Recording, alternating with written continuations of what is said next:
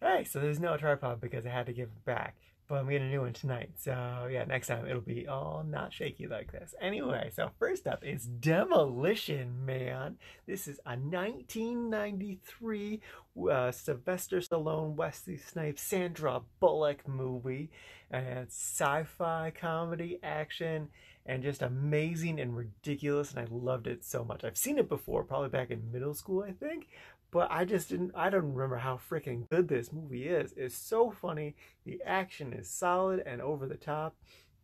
The creators knew exactly what this was, and they played into everything, and it was just wonderful and amazing, and I loved it so damn much.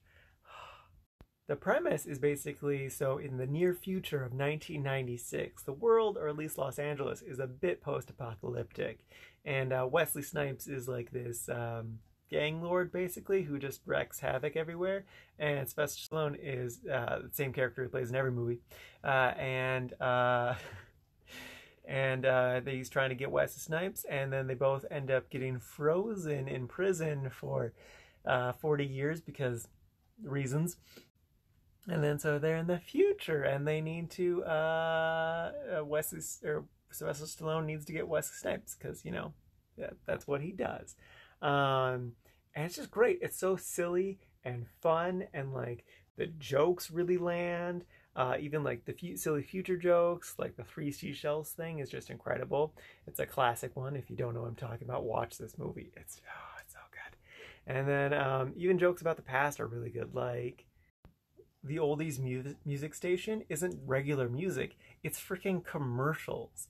That's what they think we used to listen to all the time, because technically we do listen to commercials all the time. But it's great. My only complaints about this movie, I got two, are one is that it's only 40 years in the future. So it's actually 12 years from now, 2032. And like the world is dramatically different. And like the world wouldn't be that different in 40 years. So it's just annoying that they think that that would happen. The world would be that different in 40 years. If it was like 100 years, I could totally say that. Because like 2020 is way different from 1920, except for the whole plague thing and the Great Depression thing. But otherwise, we're way different, super different. And then my other complaint was, so Sandra Bullock is actually freaking awesome in this movie. She is super cute and funny and a badass and really carries her own in this movie. But like I said, my complaint would be that she didn't get her shot at Wesley Snipes. What I really think should have happened is, so like police in the future, they don't do physical stuff anymore, but Sandra Bullock gets a nice moment where she's a badass, kicks some ass, and it's great. She really shines. But what I think should have happened is she should have gotten a one-on-one shot with Wesley Snipes, and like he puts his guard down because it's just a little. He's destroyed so many freaking cops before this, so he doesn't really care about Sandra Bullock. So his guard's down, but then Sandra Bullock gets like a nice punch into his face, and then he's like, whoa, and then he like takes her down, but then right before he can kill her, then Sylvester Stallone comes in, and then they have the big testosterone fight at the end. It would have been nice, for her to have a nice shiny moment, but I know this is the 90s, and we gotta have all the macho, manly buffness that you can, so I'm not surprised it didn't happen. But otherwise, it was a great freaking movie. Okay, I really miss having to try about my arms getting tired. Anyway, next up is The Breaker Uppers. This is a Kiwi movie, so New Zealand, recommended to me by Emma, my favorite Kiwi. Anyway, so this is a 2018 movie, and it was actually executive produced by Taika Waititi, who, is awesome. Yeah, I freaking really enjoyed this movie. Quite enjoyed this movie, I guess, technically.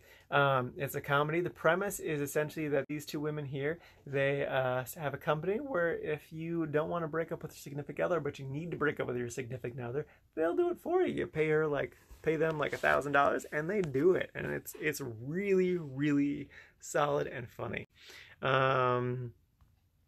Yes. I'm kind of surprised though that this isn't a TV show. I think it would work really, really good as a TV show. It's really like, case of the week type of thing. And it would have been really good like that. But yeah, what's also great about this movie is it's mostly women, and they're all really funny. And then, though I will say, there are some like definitely Kiwi jokes that went completely over my head. but like that's gonna happen whenever you watch a foreign comedy. It's just there's regional humor you're just not gonna get. Um, there is one male main cast member. He's right there. He's probably my favorite character. He's not the brightest, but he's so freaking funny. And like, I've really been debating if I want to tell you my favorite joke from the movie because it's from him, uh, and it's so good. His joke is really good, and the movie overall is solid. I did quite enjoy it. Yeah, it was a good one. If you're in the mood for a comedy and you don't mind not understanding all the jokes, I would definitely say go for this one. Unless you're a Kiwi, then you probably get all the jokes. I would say that if you don't get kind of sucked into the movie right away, you're probably not going to enjoy it that much.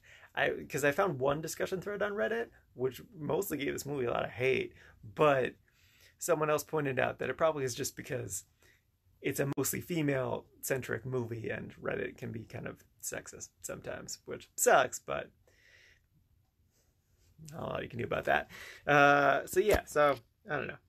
I enjoyed it. It was good. Thanks, Emma, for the recommendation. Lastly, is Assassination Nation. I despise this movie on so many levels. I didn't finish it. I only got 36 minutes into it. The only reason I got that far is because I do these little review things.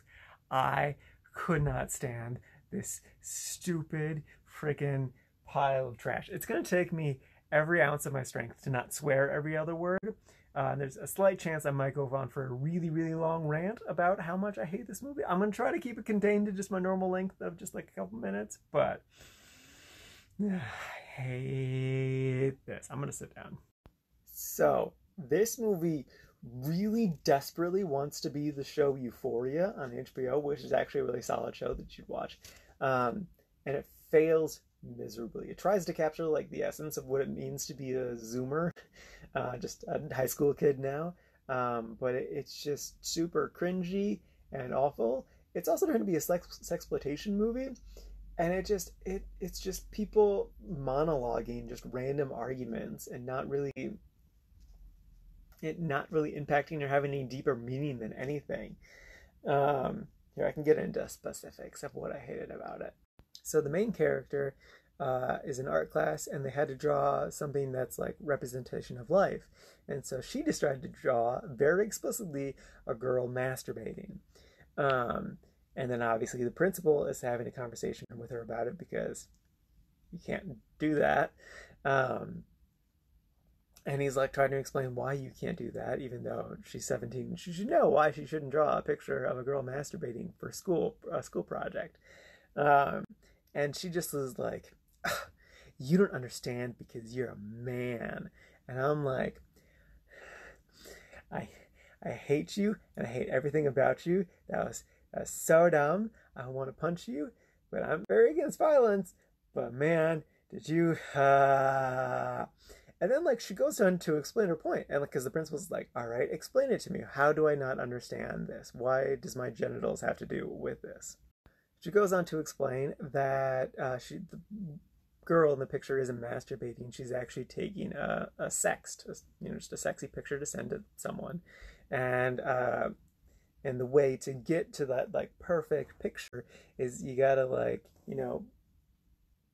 push your pelvis up so like that little bit of fat in your gut isn't showing, and then like you gotta just hide like your right boob just a little bit because your nipple's a little strange, and then like you gotta make sure that the light's hitting your jawline just right so you don't have like the double chin and stuff like that. And it's like, that isn't a gendered thing. Like, freaking I take selfies and like I take some and I gotta make sure my head's just right, my hair's doing like the thing I want it to do and stuff. And like, I 100% get what she's saying, but like, I have dude friends and I have female friends that don't take selfies, that don't take those sorts of things. Like, I don't take naked selfies because people don't need to see me naked. And really, as a 17-year-old, you really shouldn't be taking naked pictures of yourself either, because that's just a whole mess of problems. If you're of age and you want to, go for it, but definitely if you're underage, don't take naked pictures of yourself. That's just that's just all sorts of trouble.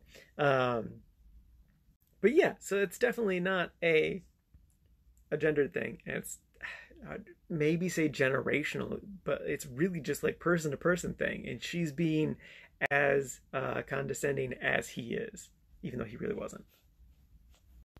I have other big rants I could do, but I'm gonna skip them because I just want to be done talking about this movie. The other thing I'm gonna say though is that like so it's not just like what they're saying, it's the execution of the movie as well. So like for instance, early on this party scene, and so they do the stylized thing where it has like three panels going across the screen, and like it kind of shows the different girls, because it's four main girls, and each of the girls doing something different, and I'm like, oh, that's kind of interesting and kind of fun, whatever. But it drags on for so long, and then like some of the girls start having sex, and I'm just like, okay, whatever. And then like the one girl who's been like talking about having sex with the one guy finally has sex with the one guy, but I'm paying attention to one of the other ones because I thought at the panels because I thought that was more interesting. But then suddenly they're done having sex. He's walking away and she's crying, and I'm like, what the hell did I miss? Something happened, and I don't know what.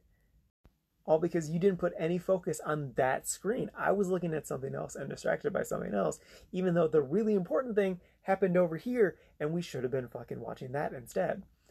So yeah, I don't. This movie's just wrong on so many levels. I never said the premise of the movie. So it's four girls who live in a suburb, I guess. And apparently by the end of the movie, everyone's going to try to kill them in like a purge thing, which I was excited to get to because, you know, I just wanted to watch them die because I hated them so much. I was very okay with their death.